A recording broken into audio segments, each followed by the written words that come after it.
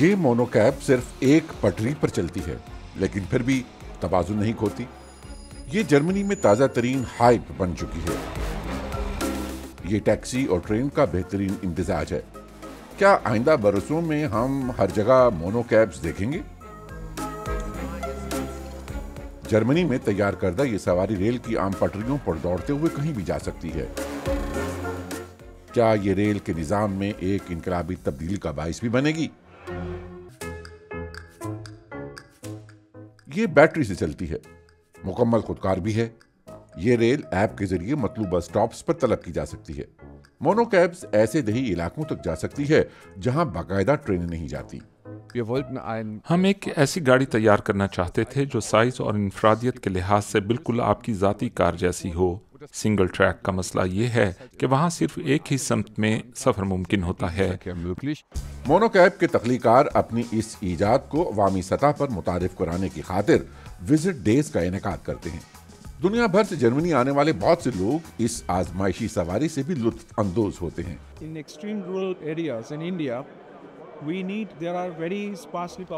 بھارت کے انتہائی دیہی علاقوں میں چھوٹے چھوٹے گاؤں دور دراز واقع ہیں. ان کے مابین ایک ایسے ریل نیٹ ورک سے راستے سمٹ سکتے ہیں. وہاں کے لوگوں کے لیے ایسا سسٹم انتہائی فائدہ مند ہوگا.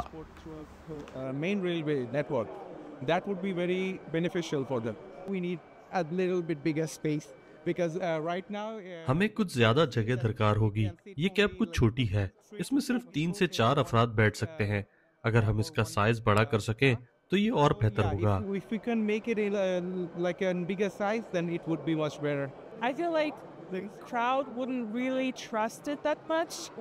مجھے لگتا ہے کہ لوگ اس پر فوراً اعتماد نہیں کریں گے، لیکن مستقبل میں یہ اچھا منصوبہ ہوگا. میرے خیال میں لوگ اب بھی اے آئی، آٹومیشن اور بہتر منصوبہ بندی جیسے جدید پروجیکٹس پر شکوک رکھتے ہیں، لیکن یہ صرف میری رائے ہے.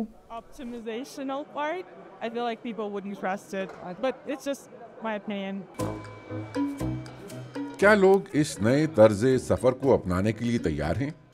اس کے تخلیق کاروں نے ایک پرکشش ماڈل تیار کروایا تاکہ عوام کی ترجیحات کو بہتر طور پر سمجھا جا سکے. سب سے زیادہ زیر بحث پہلو حفاظت ہے، کیونکہ یہ ریل کچھ چھوٹی ہے، بالخصوص جب مسافر ایک دوسرے سے اجنبی ہوں. اگر وہ کسی وجہ سے جارحانہ رویہ اختیار کریں، خاص طور پر ان ویران راستوں پر جہاں مونو کیب چلائی جائے گی، تو یہ بات لوگوں کو پریشان کر سکتی ہے.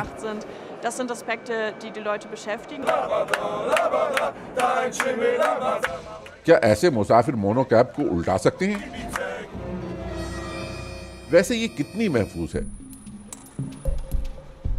اس چرخی نما آلے کی مدد سے یہ ریل ورٹیکل رہتی ہے اور نیچے نصب ایک وزنی نظام کیبن کو مستحکم رکھتا ہے، بالکل گھومتے ہوئے لٹو کی طرح. یہ گھومنے والی حرکت اسے سیدھا رکھتی ہے. اگر یہ گھومنا بند ہو جائے تو ریل الٹ بھی سکتی ہے. استحکام کا نظام خاص طور پر رول اسٹیبلائزیشن بدترین حالات سے نمٹنے کے لیے ڈیزائن کیا گیا ہے، جیسے کہ ایک طرف بہت وزنی مسافر ہوں یا 45 کلومیٹر فی گھنٹہ کی رفتار سے آندھی ہو. اگر کوئی اندر بیٹھ کر گاڑی کو جھٹکے دے تو بھی اسے الٹانا تقریباً ناممکن ہوگا. محض 1.2 میٹر چوڑائی پر اتنی قوت پیدا نہیں ہو سکتی، چاہے اندر فٹ بال کے فینس جشن ہی کیوں نہ منا رہے ہوں.